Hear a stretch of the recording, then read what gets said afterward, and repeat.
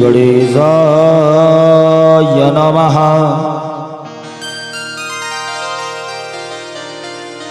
श्री सरस्वती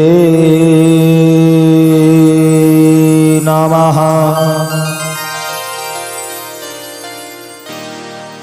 श्री वेद पुरुषाय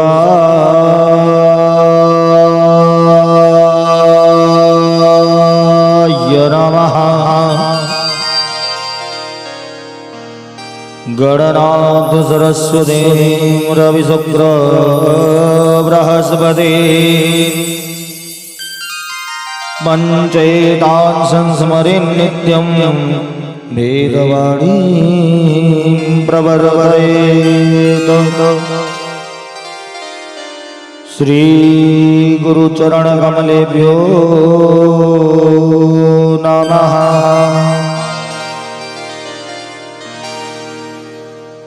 शिवतनय वरिष्ठं शिवकल्याणमूर्ते परशकमलहस्तं शोभितं मोदिकेन अरुणकुसुममाला व्यालयज्ञोपवीतिः मम हृदय कुरुनिवासं श्रीगणेशं नमामि।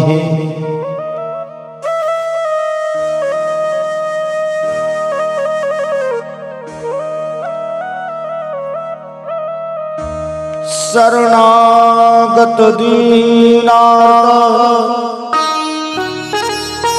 परित्राण परायणे सर्वस्यार्थे हरे देवी नारायणी नमोस्तुते। नारायणं नमस्कृत्य नरं चैव नरोत्तरं देवीं सरस्वतीं व्यासं ततो जयमुदीरयेत्।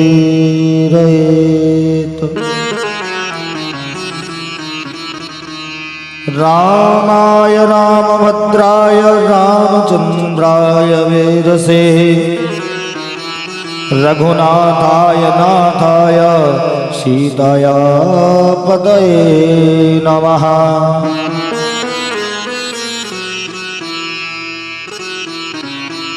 अतुलित बलधामं हेमशैलाभदेहं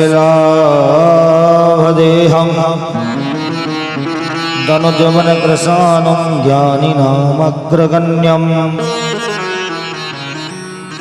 सकलगुणनिधानं वानराणामधीशं रघुपतिप्रियभक्तं वातजातं नमामि। कृष्णाय वासुदेवाय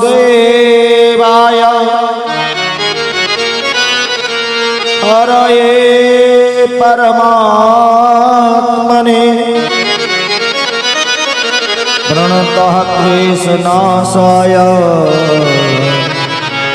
गोविन्दाय नमो नमः।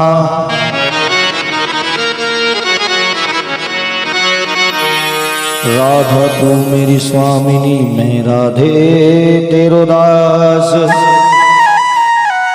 जन्म जन्म मोह दीजियो श्री चरणों में वास। बोली वृंदावन बिहारी लाल की भागवत महापुराण की जय हो। एक बार सभी प्रेम से बोलेंगे राधे राधे।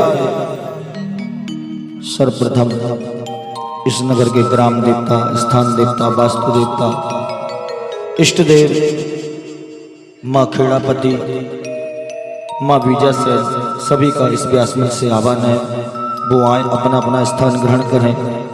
अनंत बलवंत हनुमंत लाल जी महाराज जिनके चरणों में बारंबार प्रणाम है वो आए अपना अपना स्थान ग्रहण करें।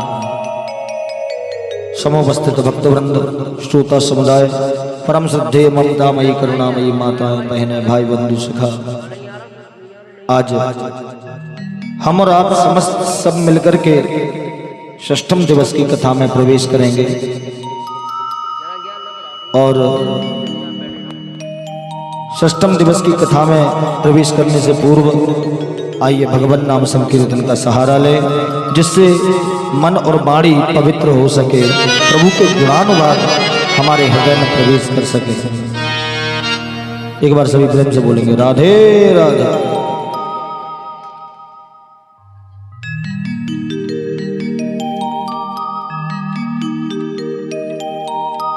हे प्रभु मुझे बता दो,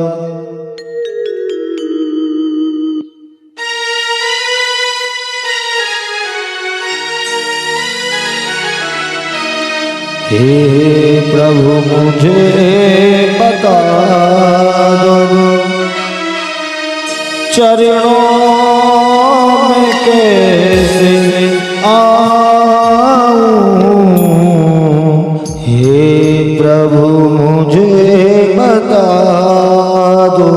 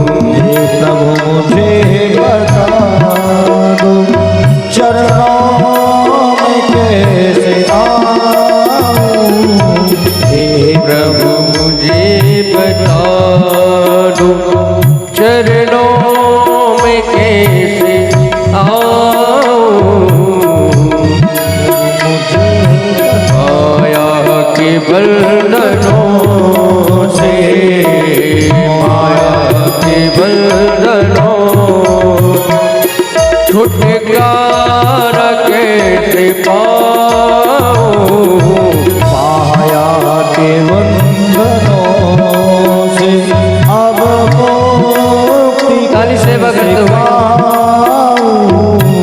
माया के बंधनों से अब मुक्ति कैसे पाऊं, हे प्रभु मुझे बता दो, हे प्रभु मुझे बता दो। दोनों हाथ हथेली से जाओ।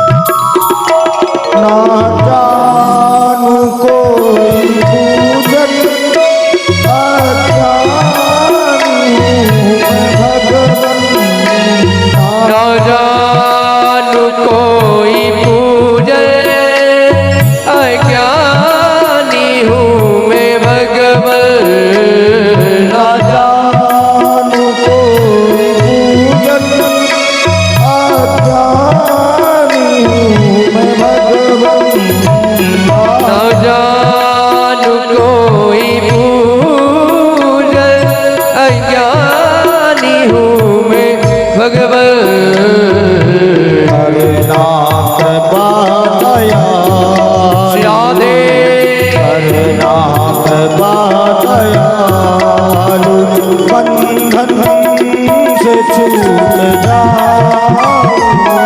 हे करना कृपा दयालु बंधन से छूट जाओ।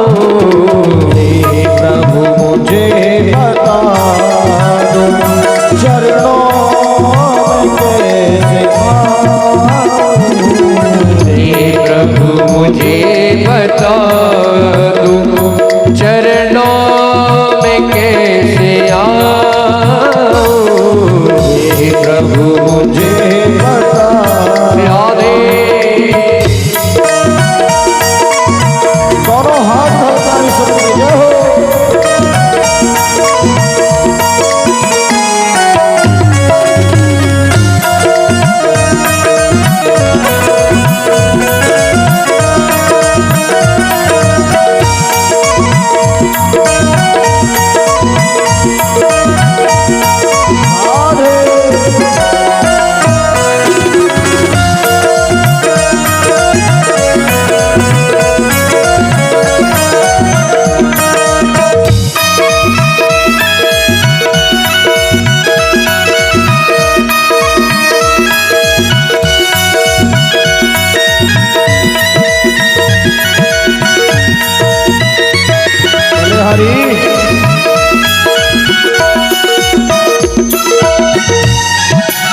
और कहता है स्वामी, मैं हूँ पतित स्वामी, तुम हो पतित पावन।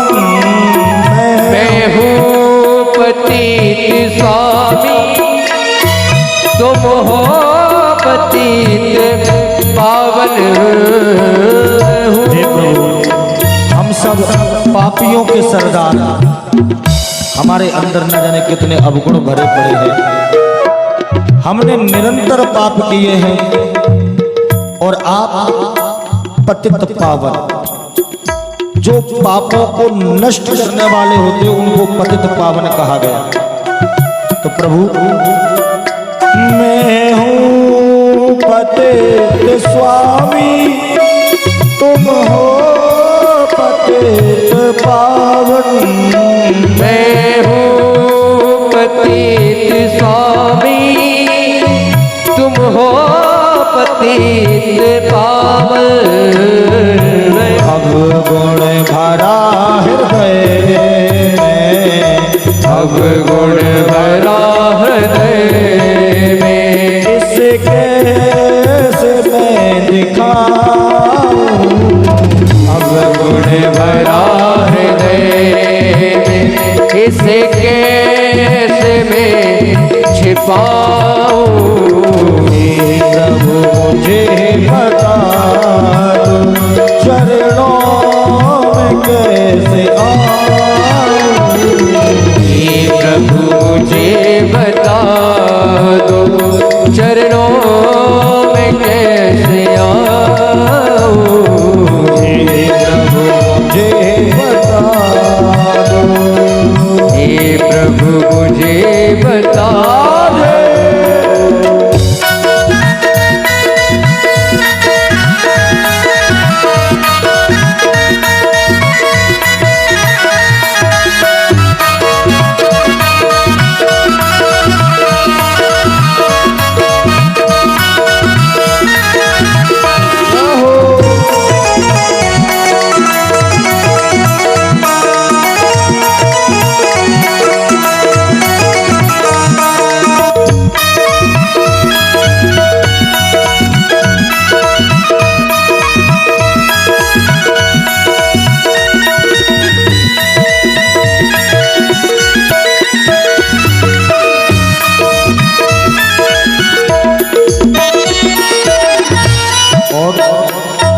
अच्छा हूँ या बुरा हूँ, जैसा भी हूँ तुम्हारा। अच्छा हूँ या बुरा हूँ, जैसा भी हूँ तुम्हारा। अच्छा हूँ या बुरा हूँ, जैसा भी हूँ तुम्हारा। अच्छा हूँ या बुरा हूँ, जैसा भी हूँ मैं तेरा। ठुकराओ ना मुझे अब, ठुकराओ ना मुझे अब, ठुकराओ ना मुझे अब, चरणों में सिर झुकाओ। ठुकराओ ना मुझे अब, चरणों में सिर झुकाऊं। माया के बंधनों से अब मुक्ति कैसे पाऊं। माया के बंधनों से अब मुक्ति कैसे पाऊं। हे प्रभु मुझे बता दो, चरणों में कैसे आऊं। हे प्रभु मुझे बता दो, चरणों में कैसे आऊं। हे प्रभु मुझे बता दो, चरणों में कैसे आऊं। चावलो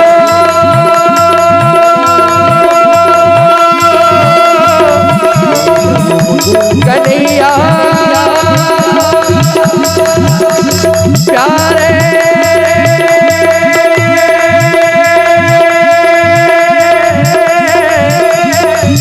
गाना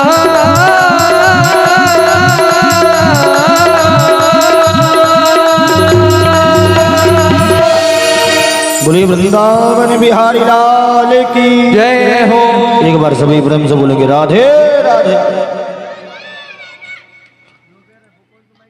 कल की कथा में आप सबने श्रवण किया था, गोवर्धन भगवान की पूजन तक। प्रभु गोवर्धन की पूजन कराने के लिए गए, 56 प्रकार के भोजन भोज्य पदार्थ गाड़ियों में भर करके ले जाए गए और वहां पर ठाकुर जी ने गोवर्धन की पूजन करवाई। देखिए आज प्रभु ने 2 रूप बनाए। आज प्रभु ने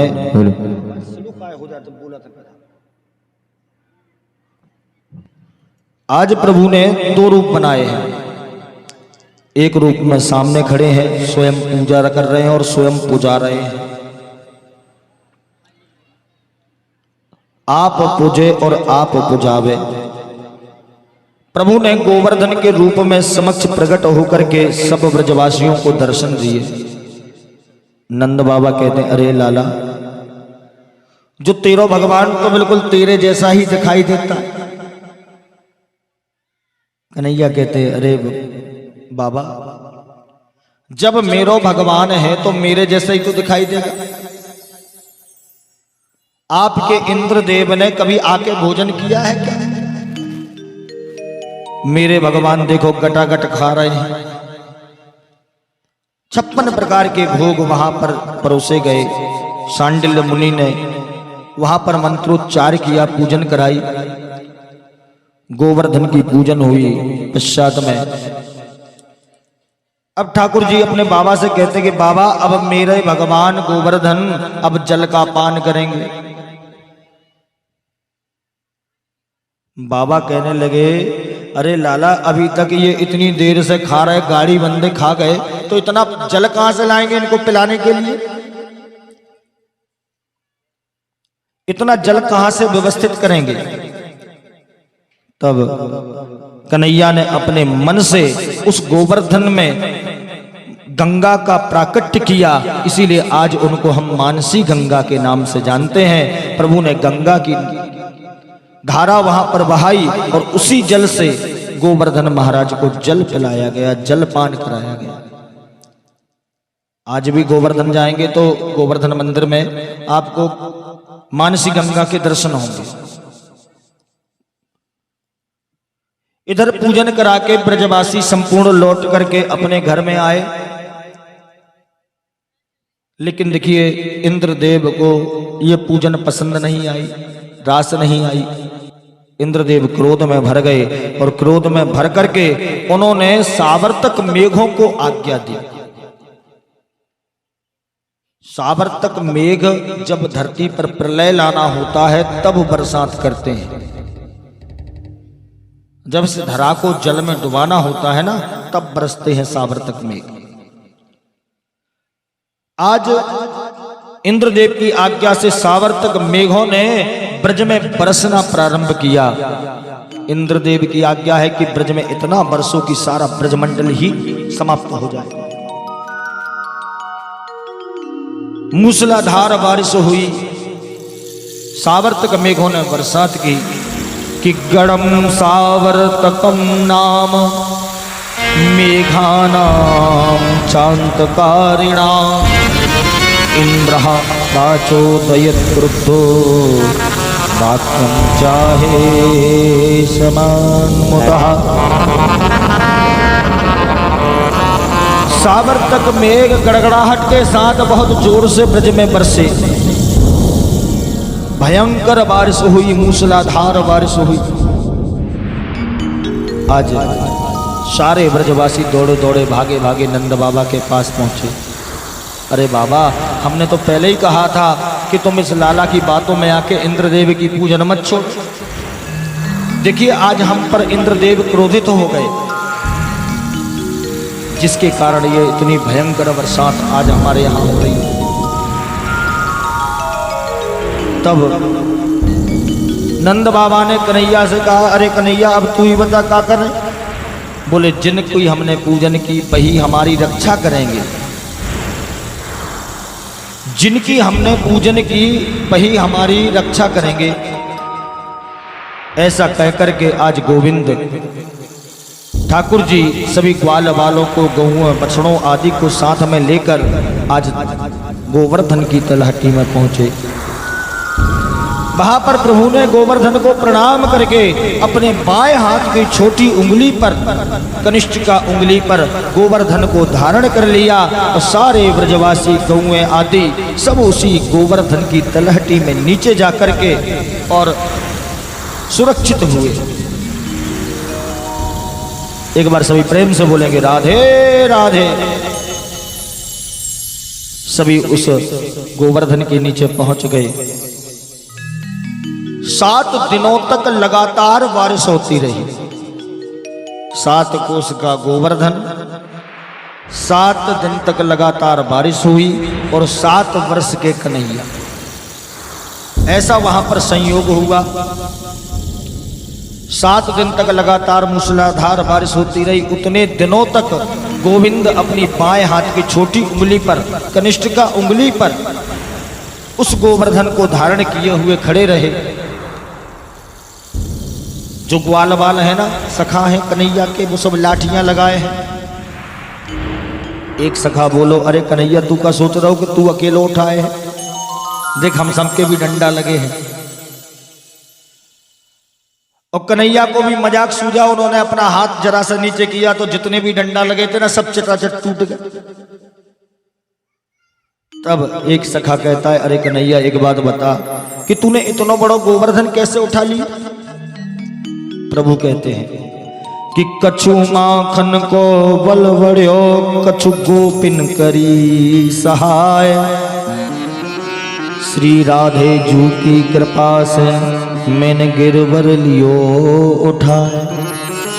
कुछ तो मैया रोज नया माखन खिलाती है तो उसका बल है, कुछ आप लोगों ने सहायता कर दी और राधे जू की कृपा के बिना यह कार्य करना असंभव था।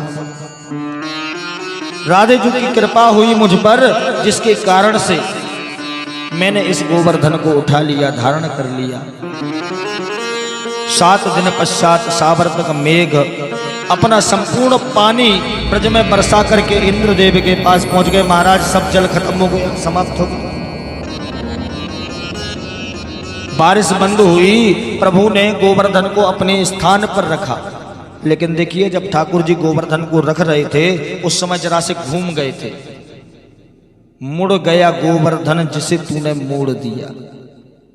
वास्तविक जगह पे नहीं है गोवर्धन, जैसा पहले था उखाड़ा हाथ पे लिया, जब रखा तो घूम गए, तो उल्टा घूम के रखा गया। गोवर्धन को स्थापित किया। स्थापित करने के बाद जब बाहर निकले तो संपूर्ण ब्रज में आज केवल धूल ही धूल उड़ रही है, एक बूंद पानी नहीं। परीक्षित महाराज के कान खड़े हो गए, बोले भगवान एक बात बताइए, जब सावर तक मेघ जो प्रलय करते हैं और 7 दिनों तक लगातार बरसे तो वो संपूर्ण जल कहां गया? तब त्रेता युग की कथा सुनाते हैं सुखदेव महाप्रभु, कहते हैं राजन, जब त्रेता युग में प्रभु राम का प्राकट्य हुआ उस समय में माता सीता जी और प्रभु राम राज्य की जब स्थापना हुई तो मां सीता ने प्रभु से मनोविनोद किया, मजाक किया। कहते हैं कि हमारे यहां तो रोज नित्य ब्राह्मणों का भोजन होता था। मैं जब जनकपुरी में थी अपने पिता के यहाँ मायके में, तो मैंने देखा कि रोज भोजन कराए जाते थे ब्राह्मणों को बुला बुला करके। देखिए भगवान के 2 मुंह बताए गए, 2 मुख बताए गए, एक तो हवन, उसमें स्वाहा, और ब्राह्मण के मुख में आहा। बोलो राधे राधे। ये भगवान के मुख हैं। और देखिए ऐसा नहीं, वेद में मंत्र भी आता है कि ब्राह्मणोस्य मुखमासीत, ब्राह्मणों का प्राकट्य भगवान के मुख से बताया जाता है। इसीलिए ब्राह्मण भोजन कराए जाते हैं। मैया सीता कहती हैं, अरे स्वामी, हमारे घर में तो नित्य ब्राह्मणों को भोजन कराया जाता था, और आप देखिए कि जब से मैं यहाँ पे आई हूं मैंने कभी नहीं देखा कोई ब्राह्मण आके भोजन कर रहा है। तो महाराज मेरी इच्छा है कि कभी ब्राह्मण भोजन भी करा दो। देखिए मैया सीता को अपने जगत जननी होने का अभिमान था, अभिमान मन में छा गया। और देखिए भगवान खाते क्या है? कहते हैं अभिमान। भगवान केवल अभिमान खाते हैं। अभिमान जिसने भी किया समझ लीजिए कि वो अपने पतन का उसने प्रारंभ कर लिया। जहां से व्यक्ति को अभिमान चढ़ता है, जरा सा मान मिल जाए, पद मिल जाए, प्रतिष्ठा मिल जाए, धन वैभव मिल जावे, तो ऐसा व्यक्ति अभिमान करने लग जाता है। सब मैंने किया, करने वाला मैं, देनहार कोई और है, देत रहत दिन रैन। ये भूल जाता है कि देने वाला तो कोई और बैठा है जो नित्य देता रहता है। और देखिए कुछ लोग ऐसा मानते हैं कि वो फलाना फलाना है, वो भगवान को 2 अगरबत्ती नहीं लगाता और बड़ा सुखी है। ऐसा मन में विचार भी आता है हम लोगों को। कई ऐसे हैं जो कभी भगवान को 2 अगरबत्ती नहीं लगाते, दीपक नहीं लगाते, भगवान को कभी भोग नहीं लगाया, कभी मंदिर नहीं गए, और जीवन में बड़ी सुख सुविधाएं हैं। और जो दिन रात भगवान को भजता है बेचारा दुखी रहता है, किसी ना किसी बात की उसको समस्या लगी रहती है। देखिए ये प्रारब्ध होता है, जो पूर्व जन्म में कर्म किए हैं उसका फल इस जन्म में मिलता है। और इस जन्म में जो कर रहे हो तो आगे निश्चित मानिए कि फिर वही जो करते हो। अभी एक लेख पढ़ रहे थे एक दिन, सऊदी अरब देश है, सऊदी अरब देश में किसी ने एक शेख से पूछा कि पहले तो आप लोग ऊंट पर चलते थे, अब सोने की गाड़ियों से नीचे नहीं चलते हो, तो तुम्हारे बच्चे काय में चलेंगे? बोले हमारे बच्चे फिर से ऊंट पे चलेंगे। क्यों? क्योंकि हमें ये प्रभु की कृपा से ये प्राप्त हुआ और इसका इतना दोहन हम लोगों ने कर दिया कि आगे चल के हमारी जो आने वाली पीढ़ी है उसको वापस ऊंट पे आना पड़ेगा। बोलो राधे। तो जो धन दिया है, जो वैभव दिया है, अगर उसको सत्कर्म में नहीं लगाया, अपने मान को, अपने पद को, अपनी प्रतिष्ठा को अगर हमने नहीं सजो के रखा तो निश्चित मानिए कि वो पतन होने प्रारंभ हो जाएगा। मैया सीता के मन में अभिमान था कि मैं जगत जननी हूं, मुझसे सब संतुष्ट हो जाते हैं। प्रभु ने आदेश दे दिया अगस्त्य मुनि को महाराज आइए हमारे घर भोजन का निमंत्रण है। प्रभु राम के यहाँ भोजन करने अगस्त मुनि पधारे। अगस्त मुनि ने आके भोजन करना प्रारंभ किया। मैया सीता ने परोसना चालू किया। बनाती भी जाती हैं भोजन और परोसती भी जाती हैं बड़े प्रसन्न भाव से।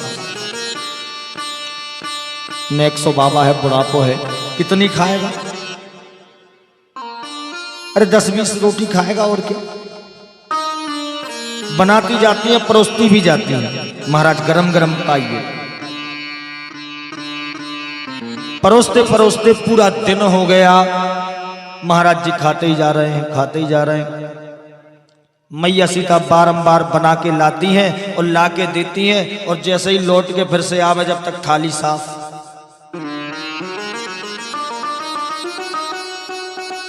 दो दिन हो गए, 4 दिन हो गए, 5 दिन हो गए, 10 दिन व्यतीत तो हो गए, लेकिन अगस्त मुनि खाते ही जा रहे हैं, रुकने का नाम ही नहीं। सीता मैया ने रिद्धि सिद्धि गणेश आदि देवी देवताओं को आदेश दिया, वो हाजिर हो गए, प्रकट हो गए।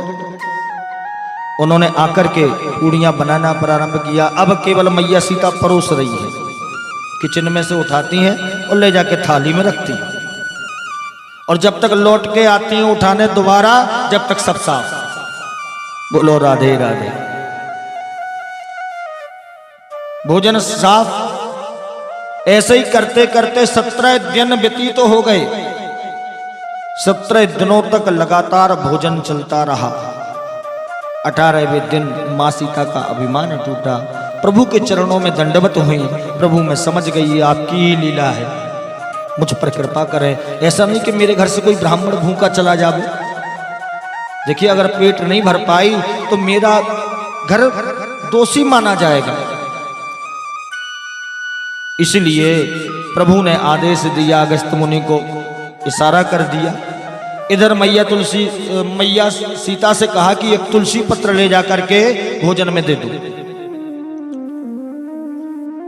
जैसे ही भोजन में तुलसी पत्र दिया तो अब अगस्त मुनि को एक डकार आई।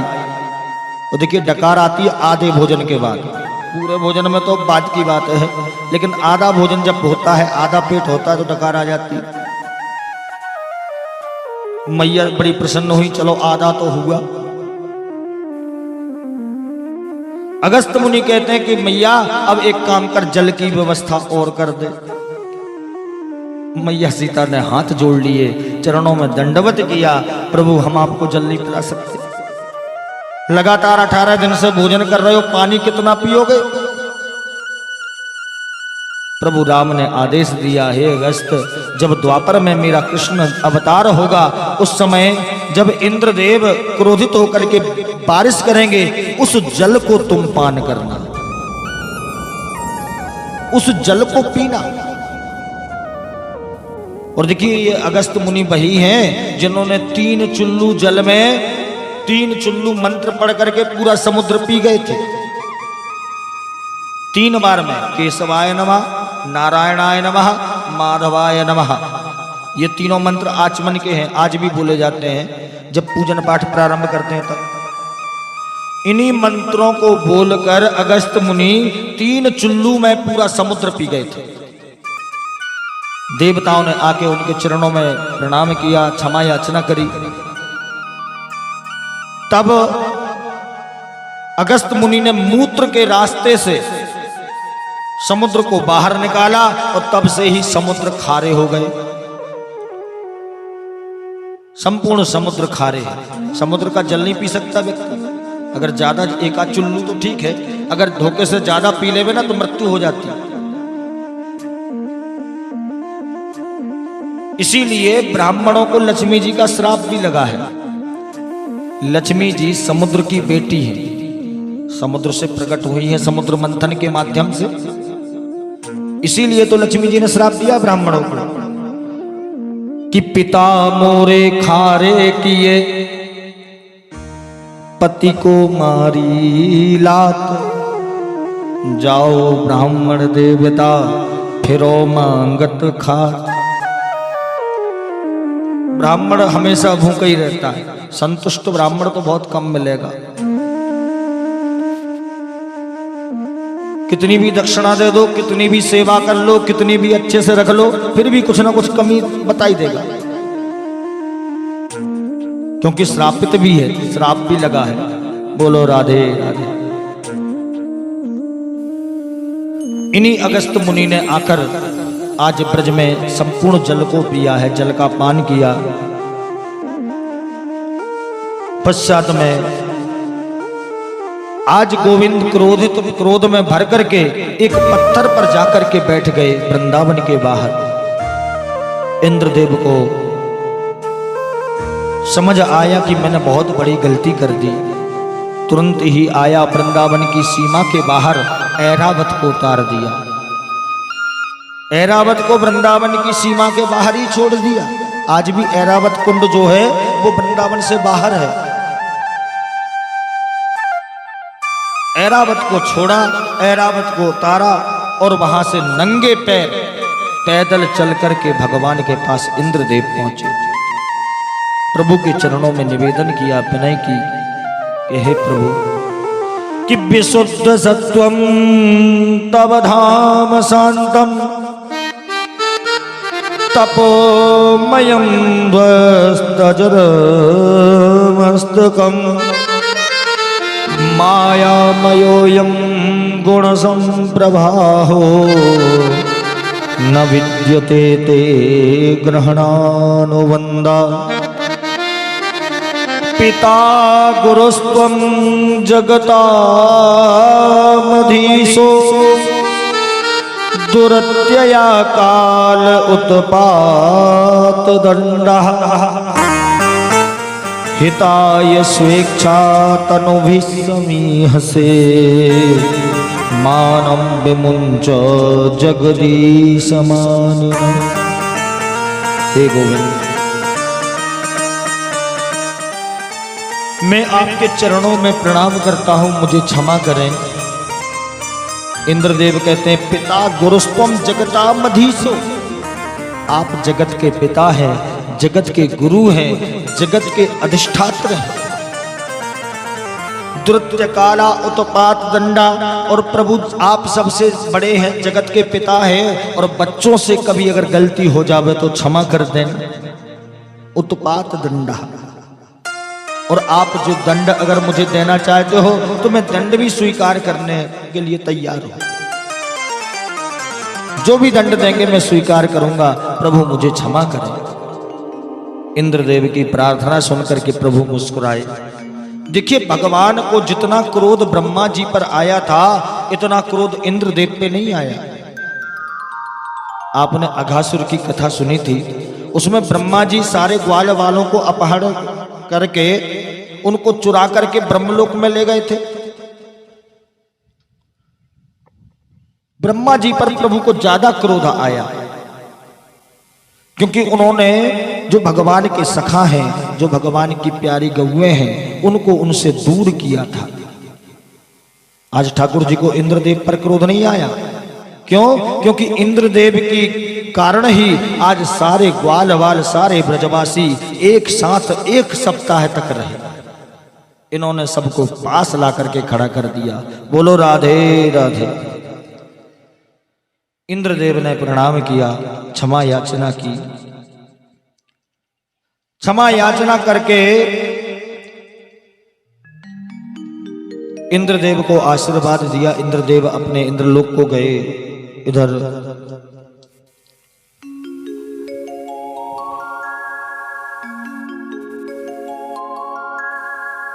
प्रातः काल का समय है।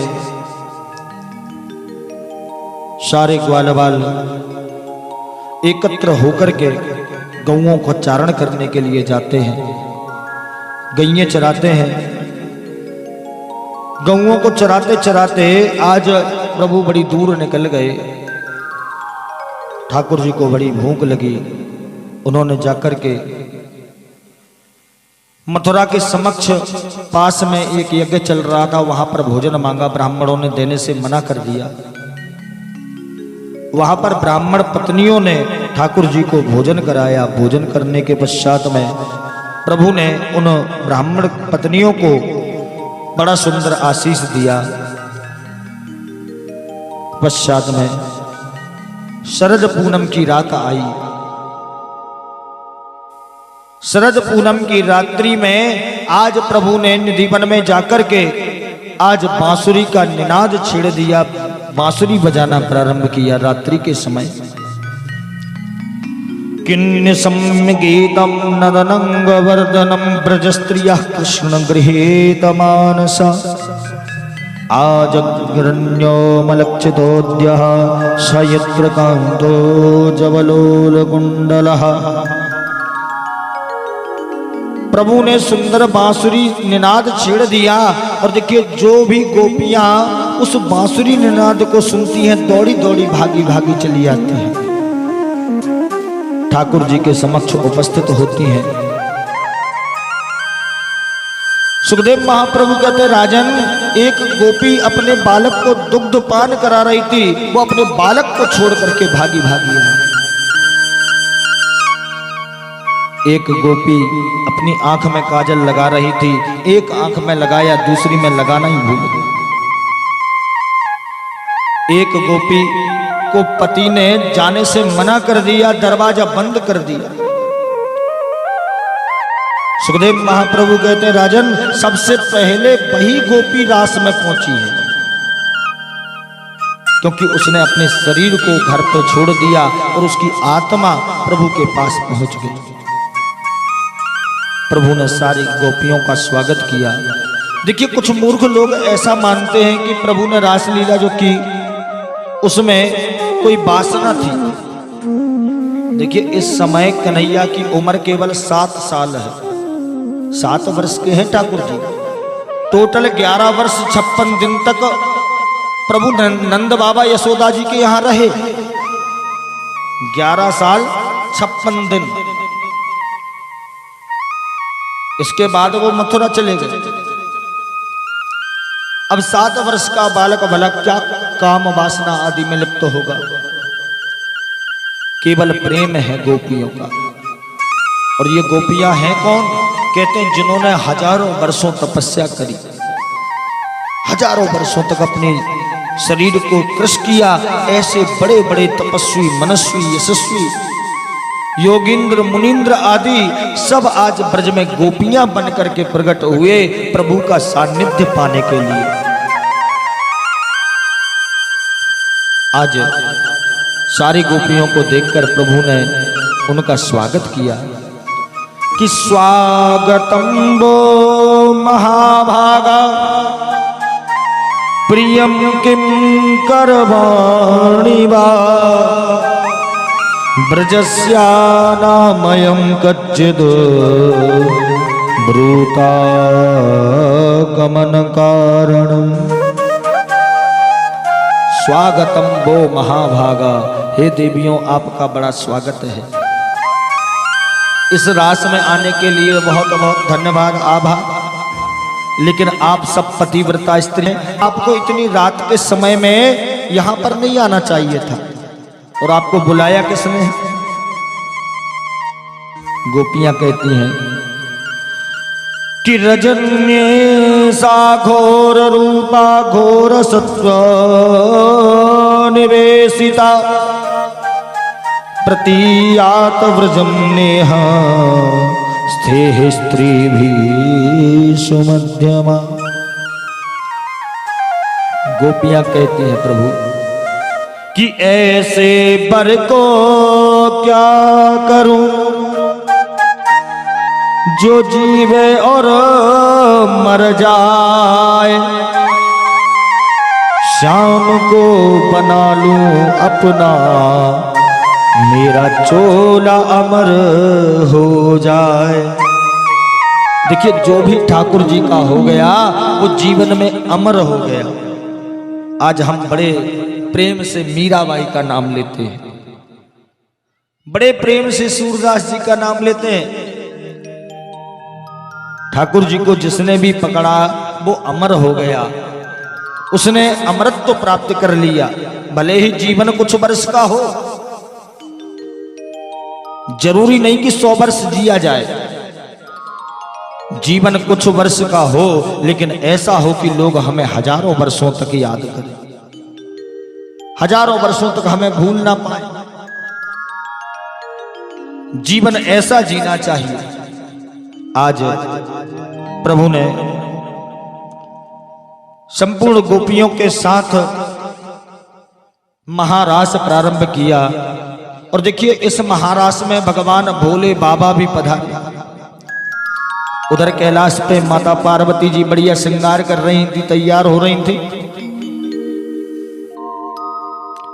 जब भोले बाबा ने पार्वती जी को तैयार होते देखा तो पूछ लिया, अरे देवी कहां जा रही हो इतनी सज धज कर? कहती है आज आपको पता नहीं, वृंदावन में ठाकुर जी की महारास की रासलीला की जा रही है, तो प्रभु मैं उसी रास में जा रही हूं। तो भोले बाबा कहते हैं कि ऐसे नहीं, मैं भी साथ चलूंगा, मेरे बिना तुम नहीं जा सकती। बोले प्रभु वहां पर केवल स्त्रियों को जाने की अनुमति है, पुरुष उस रास में नहीं जा सकते। बोले तो उसमें है क्या, मैं भी स्त्री बन जाता। बोले बाबा ने बढ़िया लहंगा पहना, चुनरी ओढ़ी, कानों में कुंडल बिच्छू तो तैया वाले डले थे उनको निकाला और सुंदर कुंडल पहने, आभूषण पहने तैयार हुए। और आज सज धज करके भोले बाबा भी उस रास में गोपी बन करके पधारे हैं।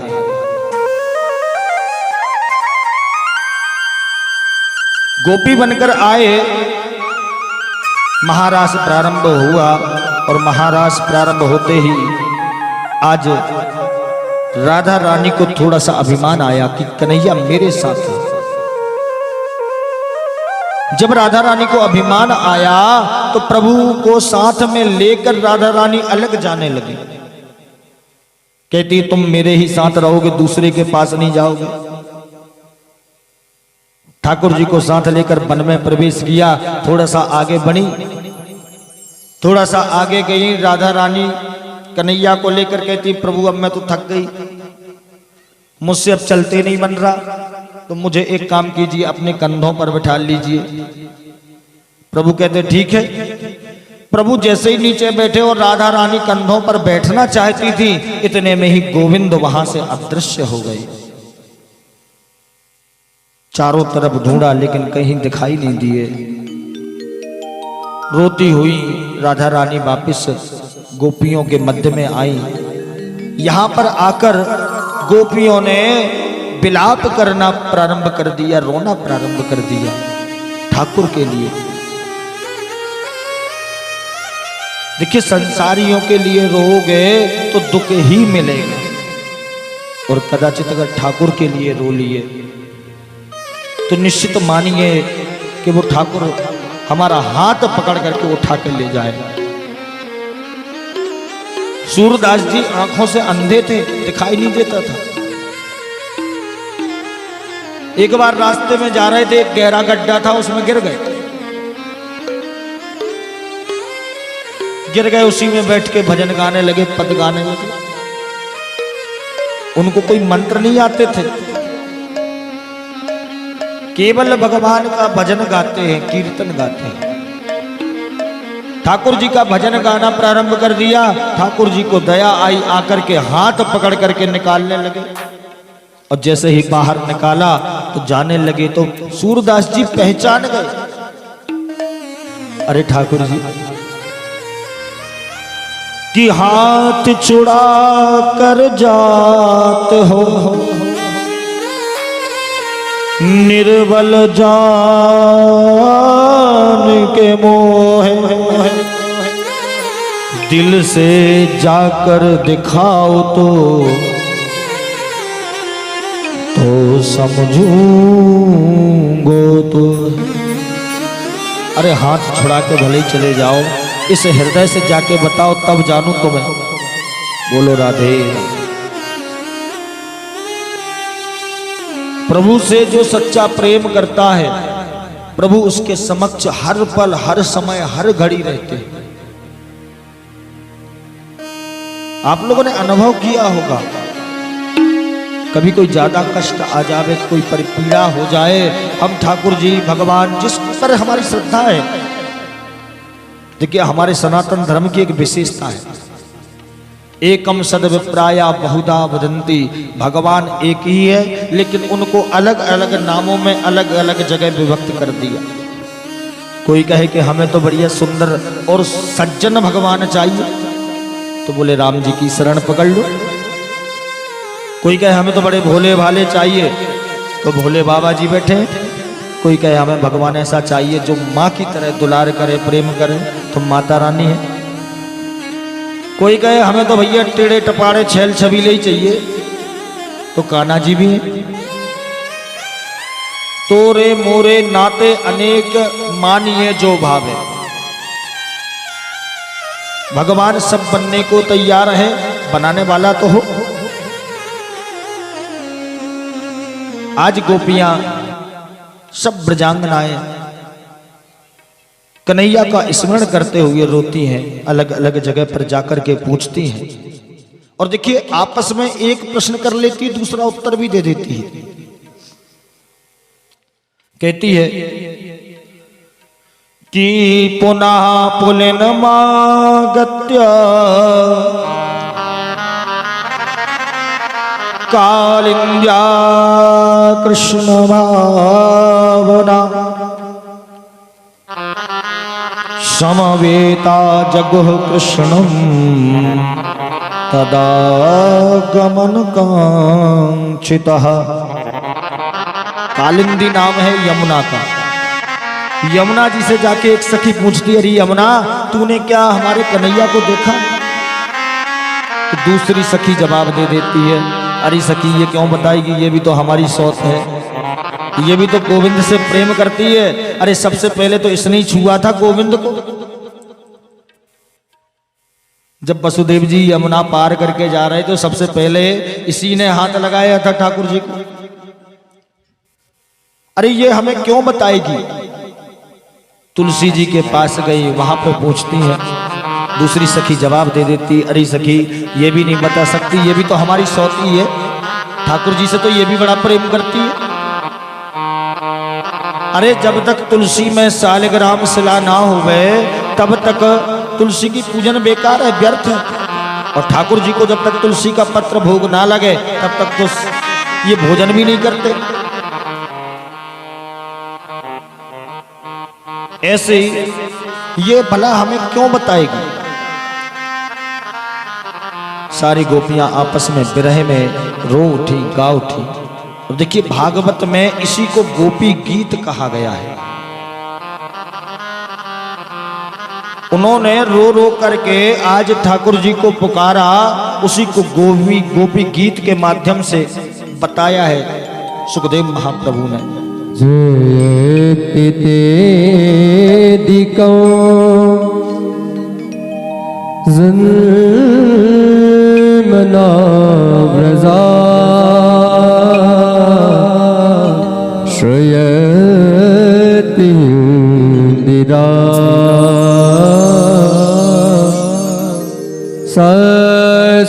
शाश्वदात्रिः जयति दिकौ जन्मना व्रजा जयति इंदिरा शाश्वदात्रिः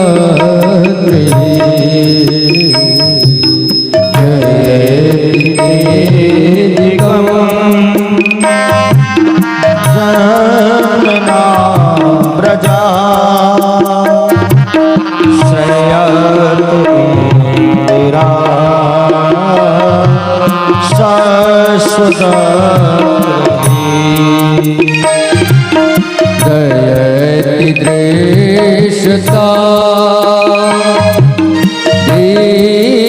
दीक्षुतावका दयपि दोदृशा त्वां विचिन्वते दयेतु दृश्यता दीक्षितावका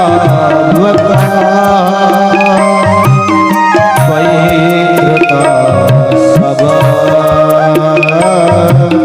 त्वां सरदुदासये साधु जात सा सरस जोदरा श्री उषादृशा सुरत नाथ शुल्क दासिका भरत देखन तो नेह बदा विसजरात्दा प्याल राक्षसा दृशो मधुरा मात्रता रसमयात्मज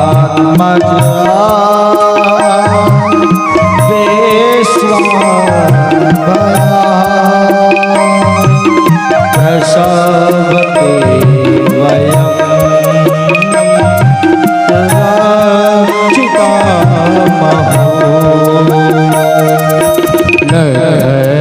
गोपिका नंदनो भवा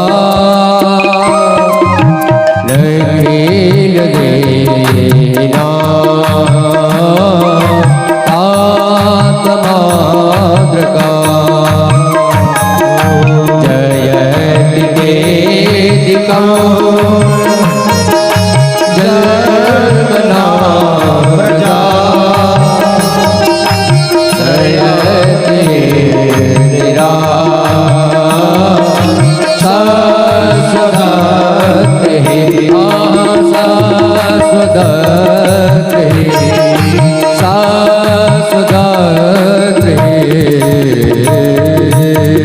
बोले वृंदावन बिहारी लाल की जय हो। एक बार सभी जोर से बोलेंगे राधे राधे। आज सारी गोपियां पुकारने लगी कन्हैया को। जब प्रभु ने देखा कि संपूर्ण गोपियां आर्त भाव से अभिमान को त्याग कर प्रभु को पुकार रही हैं, तब ठाकुर जी उन गोपियों के मध्य में प्रकट हुए और वहां पर महारास प्रारंभ हुआ। दो दो गोपियों के मध्य में एक एक कन्हैया नाचना प्रारंभ हुआ। दो दो गोपियां हैं, एक इस तरफ और एक इस तरफ, बीच में एक कन्हैया, ऐसा गोलाकार बना करके और नृत्य प्रारंभ हुआ। आइए हम सब मिलकर के महारास की ओर चलते हैं।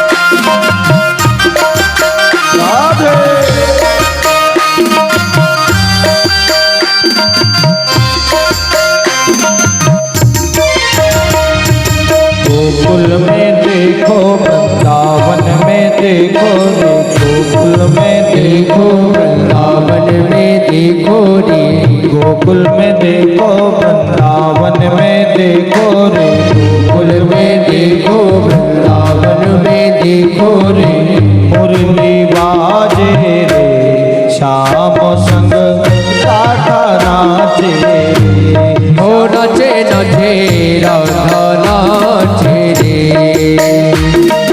गोकुल में देखो, वृंदावन में देखो रे, मुरली बाजे रे, श्याम संग राधा नाचे रे, हो नाचे रे नाचे राधा नाचे रे। दोनों हाथ भगवान समय करिए राधे।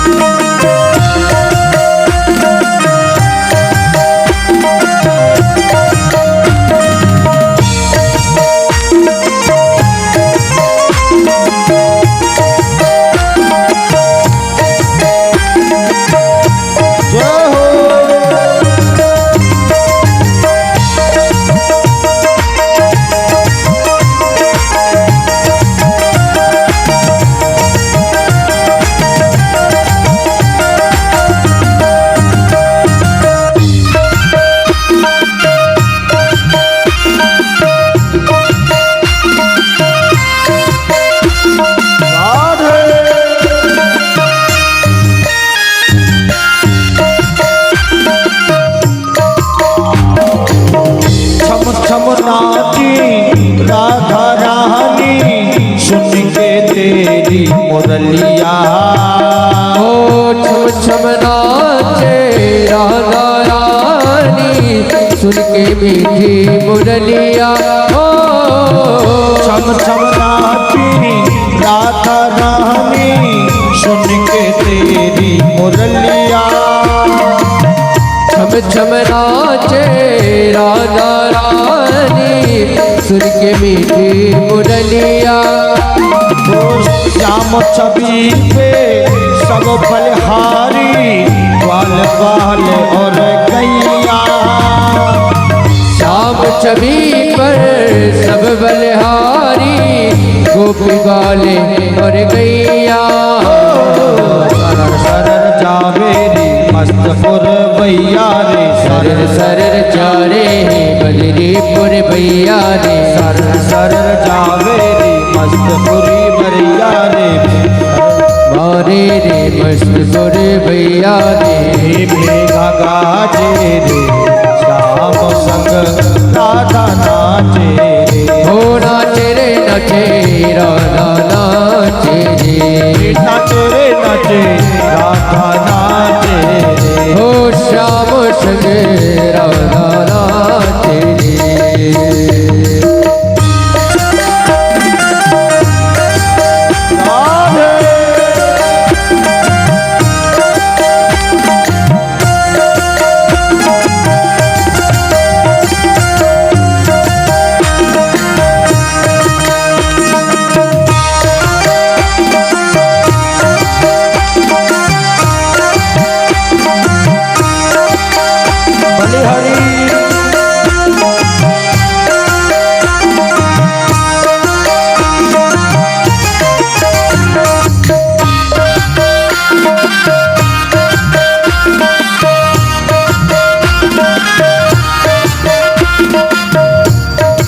ऐसा लगता है कि बड़वाई की सखियों को आनंद नहीं आ रहा। अच्छा, कितने लोगों को नहीं आ रहा? हाथ उठाइए जरा।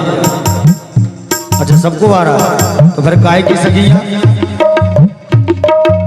कन्हैया के महारास में जब तक दो चार सखियां गरबा ना करें तो काहे को गरबा। एक बार सभी प्रेम से बोलेंगे राधे राधे।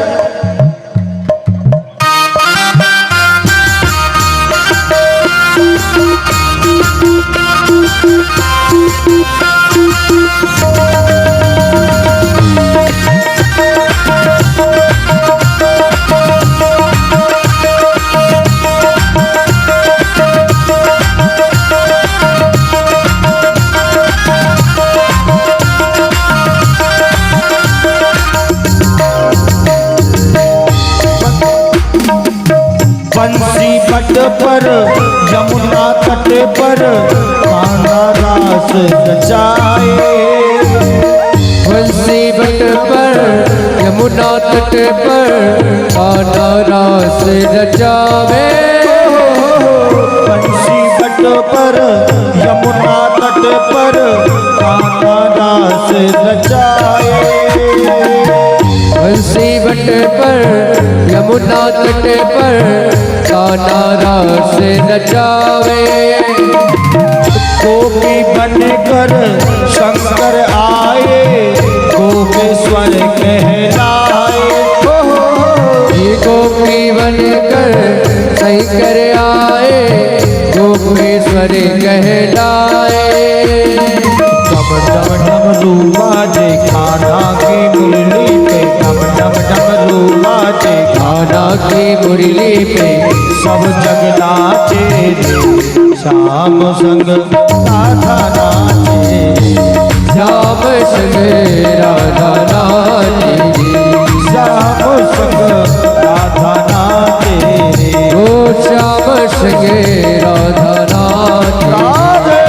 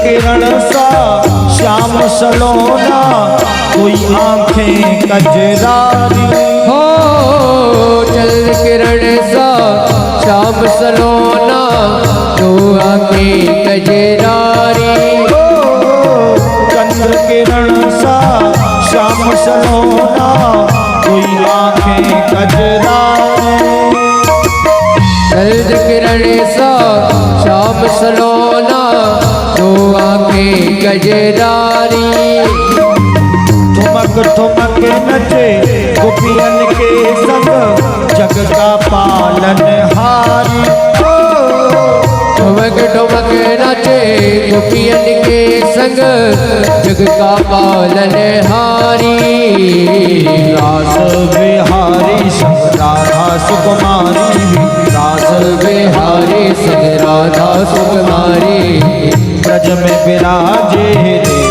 राम संग राधा नाचे श्याम संग राधा नाचे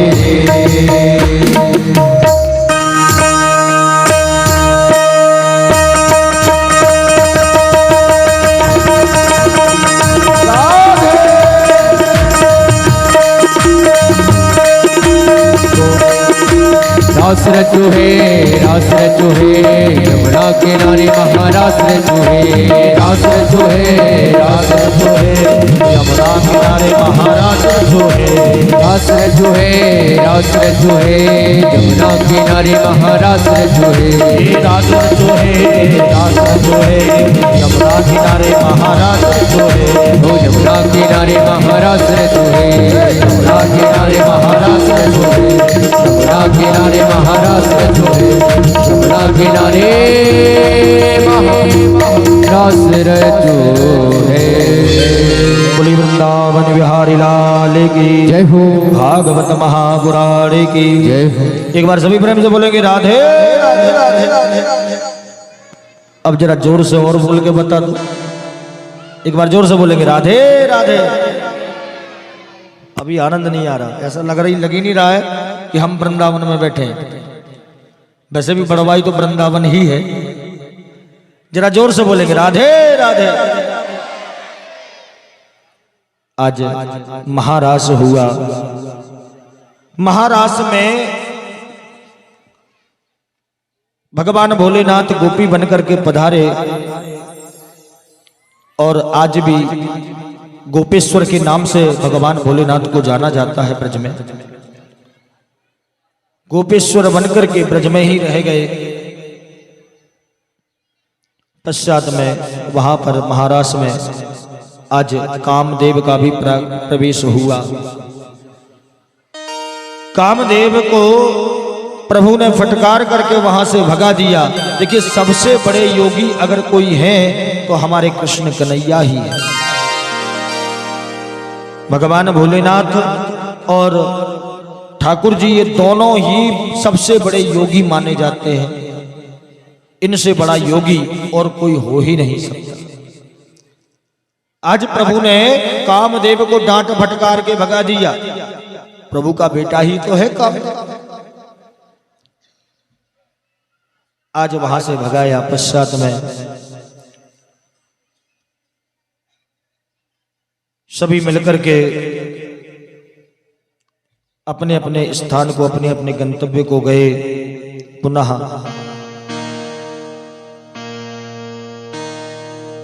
नारद जी ने कंस के यहां जाकर के समझाया कि तुम्हारा जो काल है अभी छोटा है, उसको समाप्त कर दो। अगर बड़ा हो जाएगा तो वो तुम्हें निश्चित जल्दी मार देगा। नारद जी के समझाने के बाद कंस ने, देखिए नारद जी हैं कौन? नारद जी और कोई नहीं, शास्त्र कहता है कि नारायणा मना इति नारदा। अगर नारद जी की व्याख्या निकालेंगे तो आपको केवल एक ही शब्द मिलेगा कि नारायण का मन ही नारद है। प्रभु को जो काम कराना होता है नारद जी सबसे पहले पहुंच जाते हैं। नारद जी ने जाकर कंस को समझाया।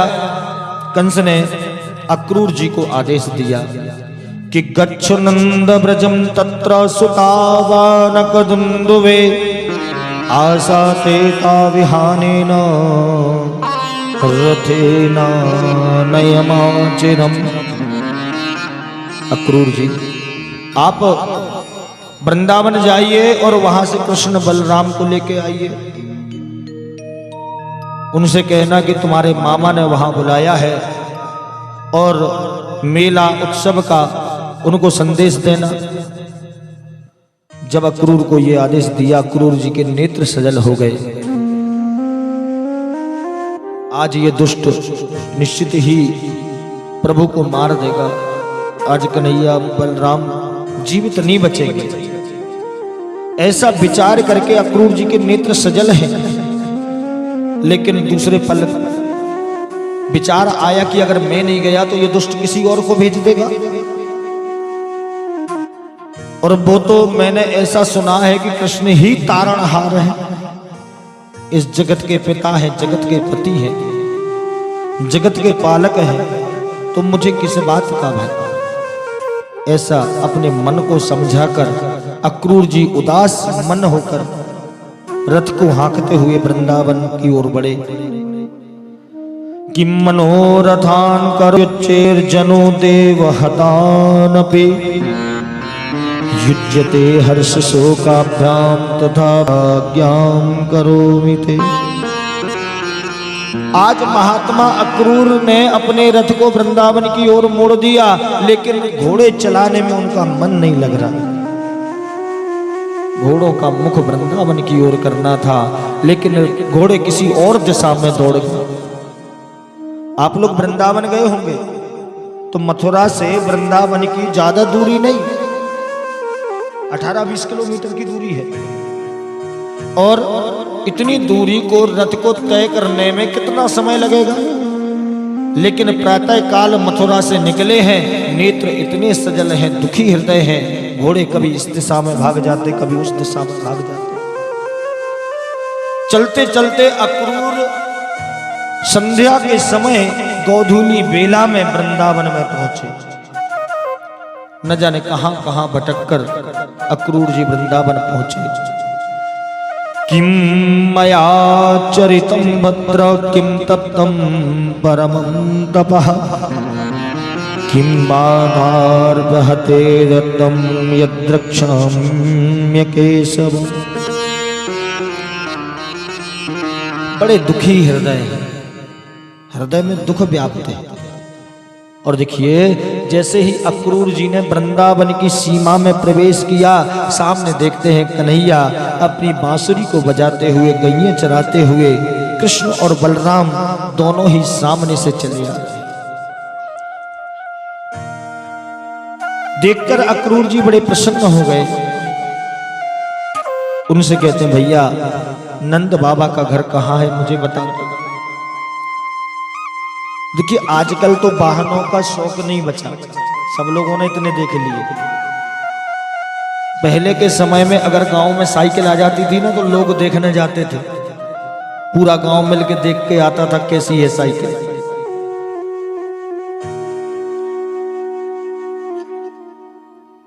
जब रथ वृंदावन में पहुंचा, कन्हैया कभी रथ में नहीं बैठे, बैलगाड़ी से जाते, कहीं भी जाना आना होता। जब रथ देखा तो पूछा कहाँ जाना है? नंद बाबा के घर। अरे हम छोड़ देते हैं। साथ में कृष्ण और बलराम दोनों रथ में ही बैठ गए, हम लेके चलते हैं आपको। घर पहुंचे रात्रि के समय में। आज अक्रूर जी ने नंद बाबा को सारा किस्सा सुनाया, वृत्तांत आया। ये तुम्हारा पुत्र नहीं है, ये वसुदेव का पुत्र है। और जो रोहिणी का बेटा है ये तो वसुदेव का है ही। आप कन्या जन्म लिया, उस कन्या को वसुदेव लेकर गए थे। अक्रूर जी ने समझाया। जब अक्रूर समझा रहे थे, मैया यशोदा के कानों में ये झनक पड़ी कि कन्हैया तुम्हारा बेटा नहीं है, तो तुरंत ही धड़ाम से नीचे गिर गई। धड़ाम से गिर करके रोने लगी कि एवं ब्रवाणाम विरहातुराणाम व्रज स्त्रिया कृष्ण विसक्तमानसा विसृज्य लज्जाम रुरुदुस्तम सुस्वरम वेहिश्चर जगतो यो जगच्चयः। अरे दुष्ट अक्रूर, तू आज कन्हैया को लेने नहीं, मेरे प्राणों को लेने आया है। मां यशोदा रो उठी, बिलक उठी। अरे जिस बालक का 11 वर्षों तक पालन किया हो, लालन किया हो, अपने हृदय से लगा के रखा हो, और उस बालक को कोई ले जावे, उस मां के हृदय पर क्या बीतेगी। पिता तो थोड़ा सा कठोर होता है, सह लेता है, लेकिन मां का हृदय बड़ा द्रवित होता है। माताओं का जो दिल होता है ना, बड़ा छोटा होता है। किस बात पर गुस्सा हो जावे, किस बात पर हंसने लगे और कौन सी बात पर रोने लगे, ये पता नहीं चलता। एक क्षण में हंसने लग जाती, एक क्षण में रोने लग जाती। आज रोते हुए यशोदा मैया को आज कन्हैया ने समझाया, अरे मैया मैं लौट के जरूर आऊंगा। यशोदा मैया कहती, अरे लाला मैं जानती हूं कि तू लौट के आने वाला नहीं है। तू अगर एक बार चला गया तो मुझे नहीं मिलेगा। मैया यशोदा ने बारंबार आग्रह किया, तब ठाकुर जी कहते, मां मैं तुझे वचन देता हूं कि मैं तुझे एक बार तो जरूर मिलने आऊंगा। और देखिए ठाकुर जी मिले भी। जब पांडवों ने यज्ञ किया था, उस समय प्रभु राधा रानी से और अपने नंद बाबा यशोदा मैया से भी जाके मिले थे। मैया को समझा करके रात्रि में निकलने का विचार किया, क्योंकि प्रातः काल अगर हो गया तो ये ग्वाल बाल जाने नहीं देंगे, ये गोपियां छोड़ने वाली नहीं। ऐसा विचार कर प्रातः काल ब्रह्म मुहूर्त में सुबह सुबह 4 बजे इन्होंने रात्रि में ही घर से पदार्पण किया। और जैसे ही महल के दरवाजे खोले तो देखा कि संपूर्ण ब्रजांगनाएं, संपूर्ण ब्रजवासी आज रास्ते में पड़े। न जाने उन्हें कहां से खबर लगी। सब रास्ते में सो रहे हो। कहते अक्रूर जी से कि अगर आपको जाना है तो पहले हम सबके प्राणों को निकाल दो, इसके बाद कन्हैया को लेके चले जाओ। अक्रूर जी ने उन्हें बहुत समझाया। कहते हैं ये कुछ ज्यादा समय के लिए नहीं जा रहे, अपने मामा के यहां जा रहे, और आपको आना हो तो आप भी मिलने आ सकते हो, मथुरा दूर थोड़ी। समझा बुझा करके वहां से अक्रूर ने रथा हाँका, लेकिन मन में गिलानी अभी भी है। मैं इन दोनों को लेके जा रहा हूं, ये जीवित नहीं बचने वाले। कंस बड़ा दुष्ट है। लेके गए, प्रातः काल का समय था। उन्होंने विचार किया कि यमुना जी में पहले स्नान कर लिए जाएं, रथ को यमुना के किनारे पर खड़ा कर दिया। अक्रूर जी यमुना में स्नान करने के लिए गए और जब यमुना में डुबकी लगाई तो सामने ठाकुर जी को शेष सैया पर विराजमान देखा। कन्हैया शेष सैया पर विराजमान है, लक्ष्मी जी चरण दबा रही हैं। ये चित्र देखा, तुरंत ही जल के ऊपर आए। ऊपर देखते तो रथ में कन्हैया बैठे मुस्कुरा रहे हैं। पुनः डुबकी लगाई, फिर से अंदर गए तो वही दृश्य, बाहर आ गए तो वापस कन्हैया रथ में दिखाई दे गए। समझ गए मन का जो क्षोभ था, मन का जो भ्रांति थी, वो भ्रांति समाप्त हो गई।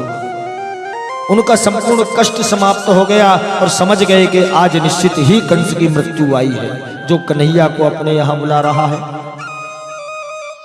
स्नान करने के बाद मथुरा पहुंचे। मथुरा में जैसे ही पहुंचे, देखिए इनके पहुंचने के कुछ समय बाद ही पीछे से सारे ग्वाल वाले भी मथुरा पहुंच गए अपनी अपनी बैलगाड़ियों में बैठ के।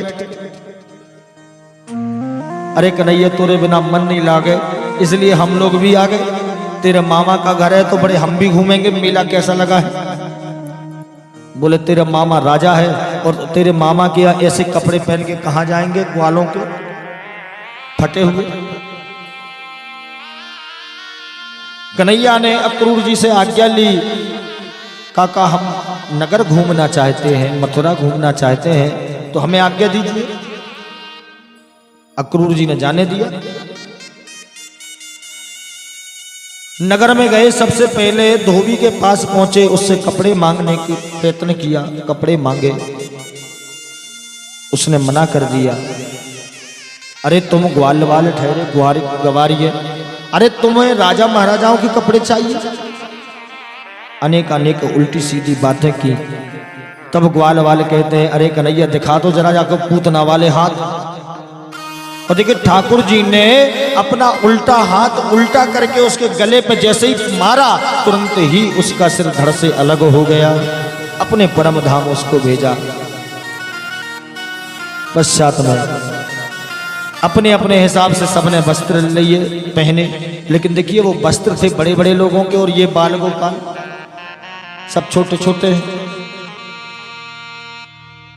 कन्हैया ये वस्त्र तो बड़े लंबे लंबे हैं, इनको कैसे पहने। तब एक दर्जी है जो भगवान का बड़ा भगवान से प्रेम करता है। कंस ने नगर में एक ढुंडुबी पिटवा के रखी थी कि कोई भी इनका स्वागत नहीं करेगा, लेकिन दर्जी ने छिपकर अपने घर में उनको प्रवेश कराया और प्रवेश कराने के बाद इनके जो कपड़े थे उनको काट करके बराबर के बना दिए। कि ततस्तु वायका प्रीतस्तयोर्वेशमकल्पयत् विचित्र वर्णेश्चले राय कल्पेरनुरूपितः। वस्त्र पहना दिए, आगे गए, सुदामा माली मिला, माली ने इनको माला पहनाई, सारे ग्वाल वालों को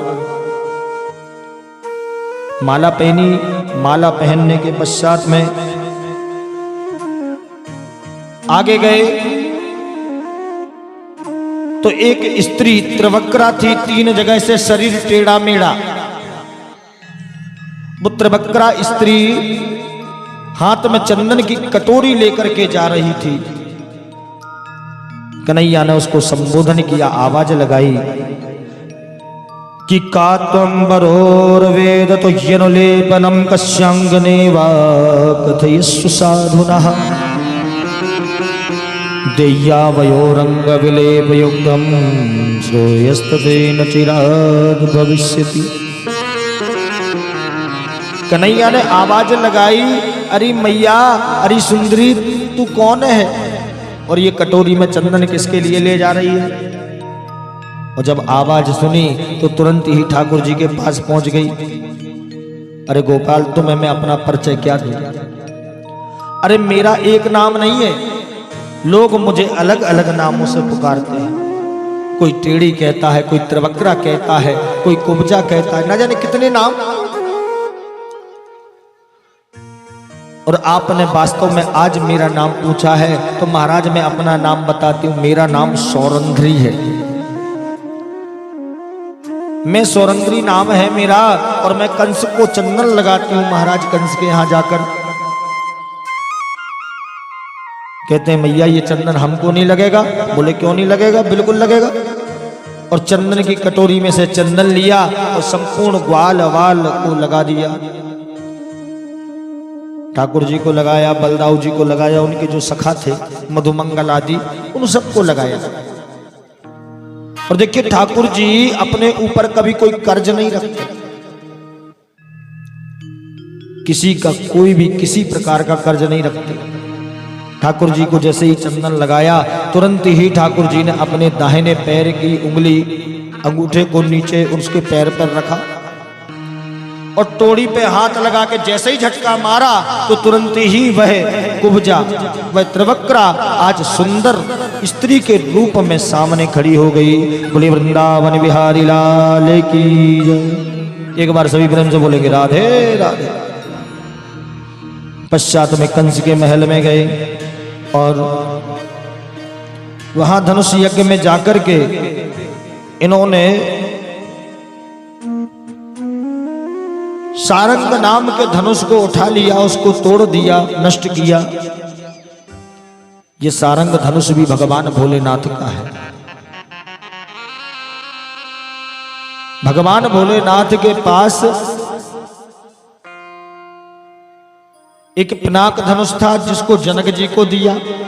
उस समय प्रभु राम ने उस धनुष को तोड़ा। दूसरा सारंग ये कंस के पास था, इसको ठाकुर जी ने तोड़ा। तीसरा गांडीव जो अर्जुन के पास है। चौथा विजया, विजय नाम का धनुष भगवान भोले बाबा के पास, भगवान भोलेनाथ के पास रहता है। इसीलिए तो वेद मंत्र कहता है विजयम धनु का प्रदिनो। विजय नाम का धनुष भगवान भोले बाबा का है। कंस की उस सभा में सारंग नाम के उस धनुष को तोड़ दिया, खंडित कर दिया। कुवलिया पीड़ नाम के हाथियों को मारा। कंस के जो सेवक हैं चाणूर मुष्टिक आदि इनका संहार किया। पश्चात में आज प्रभु सिंहासन के पास पहुंचे और वहां जाकर आज ठाकुर जी ने कंस को अपने जटाओं से, उसके बालों से पकड़ करके सिंहासन से नीचे घसीट कर लाए और ला करके अपने दोनों मुष्टिक बांध करके जोर का प्रहार किया धड़ाम से कंस के ऊपर। और कंस गोविंदाय नमो नमः। बोलो वृंदावन बिहारी लाल की।